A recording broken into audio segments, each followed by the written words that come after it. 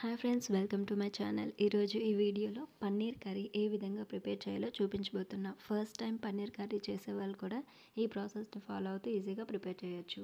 మరి దానికోసం ఒక మీడియం సైజ్ ఆనియన్, క్యాప్సికమ్ తీసుకోవాలి. ఇప్పుడు ఒక పాన్ తీసుకొని 1 టేబుల్ స్పూన్ ఆయిల్ వేసుకొని మనం కట్ చేసి పెట్టుకున్న ఆనియన్, క్యాప్సికమ్ లో ఫ్లేమ్లో పెట్టి ఫ్రై చేసుకోవాలి.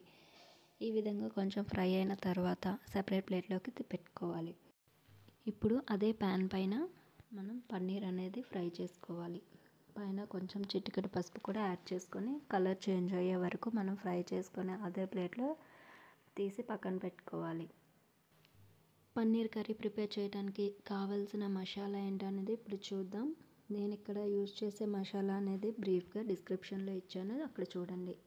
ఇప్పుడు ఒక మీడియం సైజ్ ఆనియన్ కట్ చేసి ఈ విధంగా ఫ్రై చేసుకోవాలి. ఇప్పుడు 1 టేబుల్ స్పూన్ అల్లం వెల్లుల్లి పేస్ట్, అలాగే ఒక టమాటో గ్రైండ్ చేసింది ఇందులో యాడ్ చేసుకోవాలి.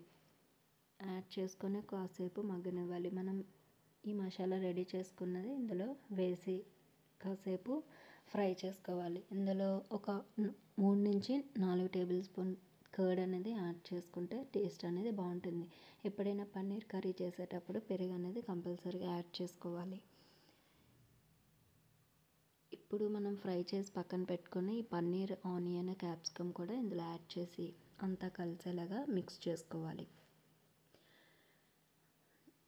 ఇప్పుడు కొంచెం వాటర్ వేసి ఒక 2 నిమిషాల పాటు ఉడికిస్తే పన్నీర్ కర్రీ అనేది రెడీ అయిపోయినట్టే.